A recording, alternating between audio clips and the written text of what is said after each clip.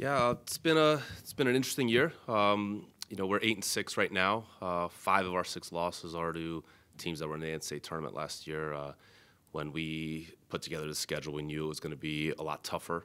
Hopefully, to prepare us for Big Ten play, and then obviously, we're thinking, big picture and trying to return to the NCAA tournament. But we would like to have gotten a split a couple times on the road. That we've gone out for the ITA kickoff against Mississippi State and Kentucky. And then had a tough road trip out to Oregon and Washington, and felt like we had chances in all those matches, winning doubles points in most of those, 3 of those 4. So and match points in the 4th against Oregon. So it's been a little bit of a disappointing start. However, we had a great win against Cornell at home without one of our top guys, and in Lamar Remy, and he was first team All Big Ten. So. Great to see a new face at 6 pick up a huge win for us in Robert Krill, and so we're really going to ride that win. They're a top 40-ish team and have maybe talent to be even better than that. And so we're playing good tennis right now, and Big Ten play. I think we're playing our best tennis of the year and at the right time of year. So very excited to get on the road at Nebraska and see what we got the second half of the year. What does NCAA tournament experience last year do for your group this year? Either positive or negative, I guess it could be. Well, I mean, we returned our entire starting lineup from last year, so obviously that's exciting and it's positive. And but with that, I think our first talk in September, we're not going.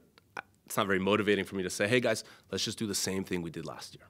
We always want to take a step further. So I think human nature was part of our start. I think the guys wanting more, wanting to play a little bit better, wanting to leave their mark. And, we have 3 seniors that are in the top 3 in our lineup, and they've really led our team the last couple of years, even as sophomores and juniors.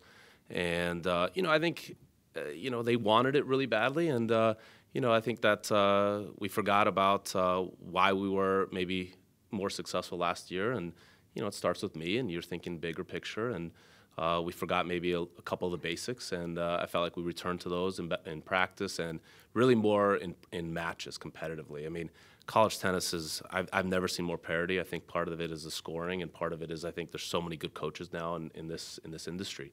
So teams are more prepared for us as well, and but last week our experience really came out against a good Cornell team. And they were a little younger than us, and I thought that's why we won that match. And hopefully going forward in the Big Ten play, nothing will faze this group.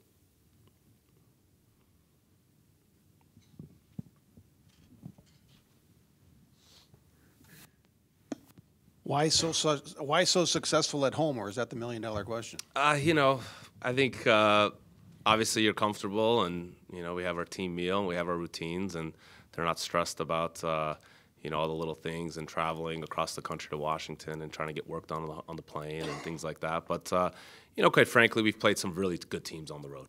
And, like I said, Mississippi State, Kentucky, Oregon, and Washington, those are all really good teams from power conferences. And, I think we would have been pretty happy with getting a split on the road at both those times. But, those losses don't hurt us. They really don't. I think it just prepare us, and they were more opportunities for us. So I think that's a big part of it too. Coach, you mentioned Lamar not playing in the win over Cornell. What's his status moving forward? Well, I mean, he's been really motivated to play. Maybe he played against Minnesota a couple weeks ago and felt like he was ready, and he gave us the thumbs up and tried. And I think when you get competitive, you push yourself past what you normally feel like, and re-aggravated his injury. And last week against Cornell, played doubles, and then against Green Bay afterwards, played doubles. And we were pretty cautious with him, and we knew we had a weekend break this past weekend, and felt like if we just keep him on the upward trend health-wise, he would be ready to go hopefully this week. So he needs another really good week of practice, and but all signs are that he should be ready to go. What does it do to your lineup when you insert one of your top players back into a 6-man rotation? Well, without him, he was our only first-team All Big Ten selection, and we're 6 positions worse. So one player at the top of the lineup in men's tennis pushes everyone down a spot. We have a deeper team than we've ever had, so it's not really an excuse, but it put a couple guys, an inch higher, and they got to play. Maybe they think they got to play a little bit better when they really don't. And it's again about that human nature piece. So you're playing 2 instead of 3. You're playing 1 instead of 2, and that can kind of mess with your head sometimes. But he was he's one of our leaders, and he led also with his performance last year, and was one of our better spots all season long, and so it certainly hurt us.